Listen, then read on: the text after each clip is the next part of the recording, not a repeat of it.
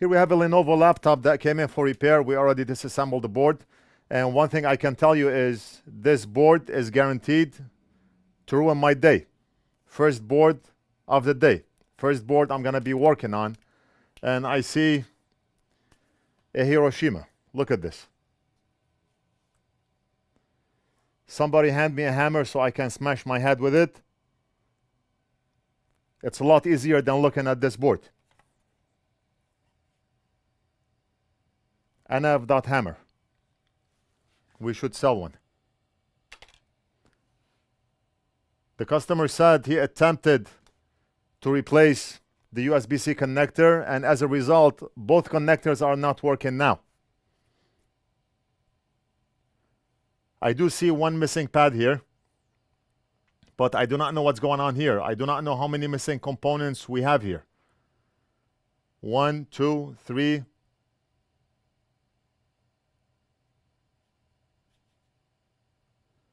I do not know what's going on with this chip here. Something like this will end up being a rabbit hole. Let me flip the board. And look at those components here.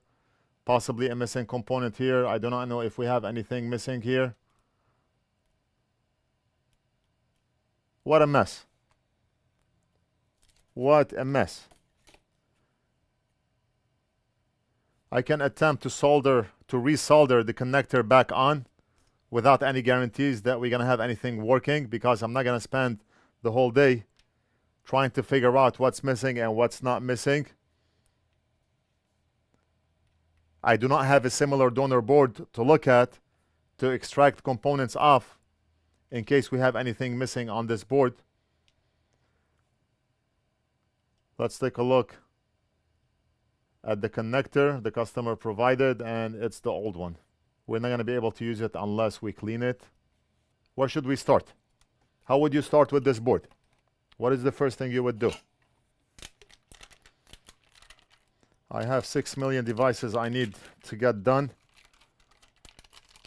and something like this would only slow us down.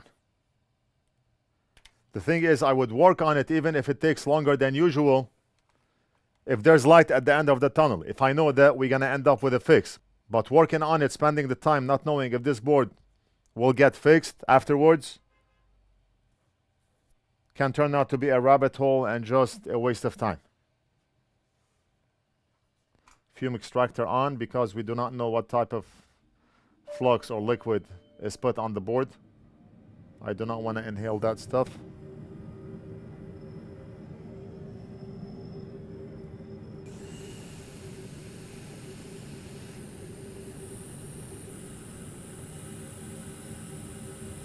What in the world is this?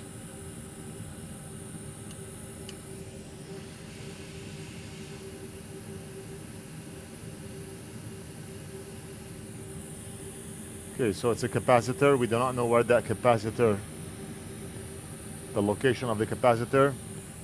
But one thing I can tell you is it's most likely a bypass capacitor, which is not going to have much effect on the way the charging circuit works. It filters out noise, and it's a very tiny one, so not a big deal.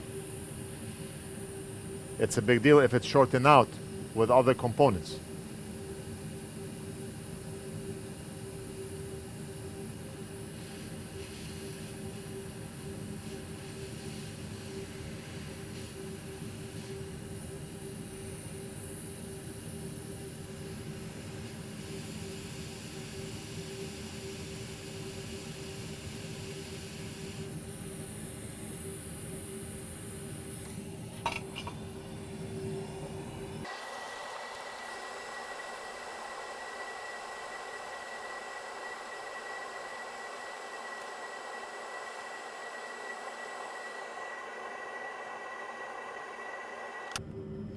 Big boss keeps putting stuff on my bench. Every second. And what am I doing? Working on this board. Right now, one thing I can tell you is a lot of components disappeared by cleaning because everything was just hanging on the surface with spit. The only proper way to fix this board would be to get a similar donor board see what's missing, and to put those components back on the board. That's the only logical way of doing it. But for now, I'm still gonna replace the USB-C port. Now, I do not see a reason why the second port would not be working, unless it's somehow linked to the first one. So let me just solder the old port for the sake of the video, so we do not come out with a no fix and no video. And we're gonna solder the connector right here. But before we solder the connector, we need to clean it. Otherwise, we're gonna have issues. Now you know why I look mad all the time. Some viewers in the comments, they write, why do you look angry? You look mad. That's why. I see this every day.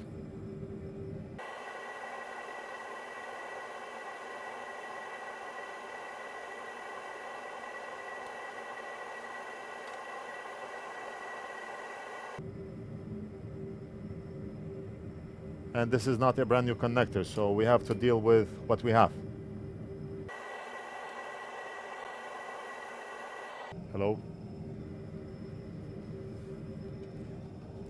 For a second I thought the microphone is not working, and I thought, how bad can it get? A board like this and a microphone that's not working? Not good. Let me test in diode mode.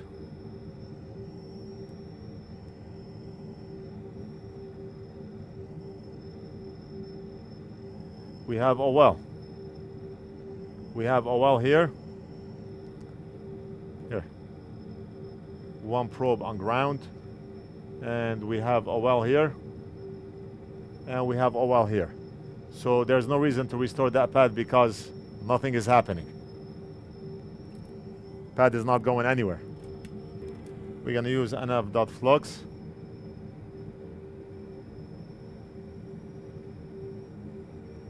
And if you're in the same type of business, NF.Flux and NF.Flux White. The best fluxes in the market. I use them on my bench every single day. And 100% you will be satisfied with the flux. You can log into our website, NorthridgeFix.com, click on shop, add to cart, checkout, pay, and we almost always ship out same day. We carry everything from soldering station, flux, braid wick, low melt solder, thermal cameras, this amazing microscope, anti-glare light, ring light, one-stop shop. All items are in stock unless the item is not in stock. Common sense. Big Boss just put a 4090 connector in addition to the 3 other 4090 connectors that are waiting to be done.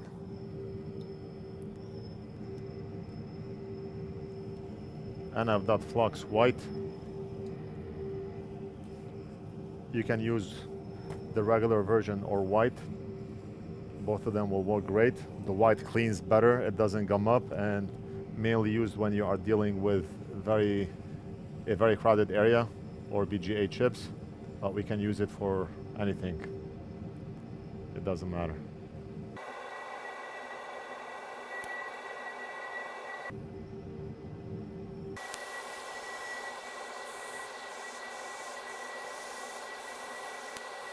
Press and hold, press and hold, press and hold, do not let go.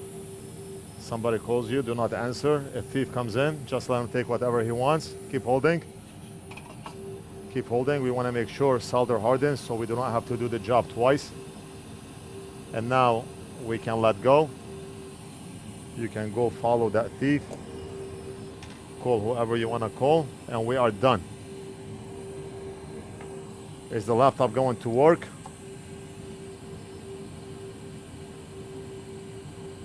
We did not do anything to make the laptop work. All we did was clean up and solder that connector back. We do not have a donor board, and we do not know what those 6,000 components missing on the board are, unless we have a donor board. But maybe miracles will happen. Who knows? We'll see. A board like this I would deem a no fix the first second I look at it, but for the sake of this video, so you can see what we get in the shop, I decided to make a video on it, even though it may turn out to be a no fix.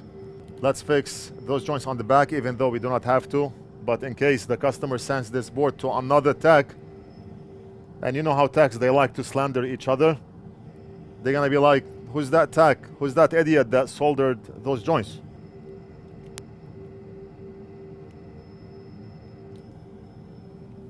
We're gonna keep our work better than factory, even if it takes just a bit longer. Now we cannot do anything about the shape of this joint here, because if the pad under it is scratched, then solder is gonna flow to the nearby scratched area. All right, so we are done. I'm gonna hand this board over to Big Boss to reassemble and test, and we'll see what happens. The connector that we soldered is the first one right here.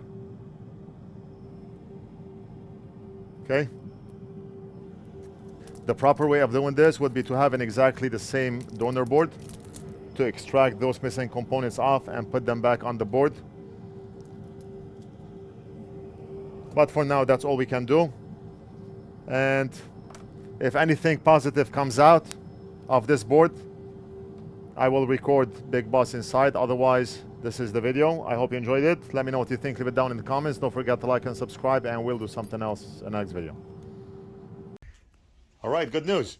Big Boss said that one of them is working now. One of the charging ports is working now. Look at this. Okay, so we do see that the charging cable is plugged in. If I unplug it, see? Plug it back in. Awesome. We're gonna monitor to make sure the laptop is taking a charge. Why is it charging now and before it was not? I have no idea, but one of the ports is working now.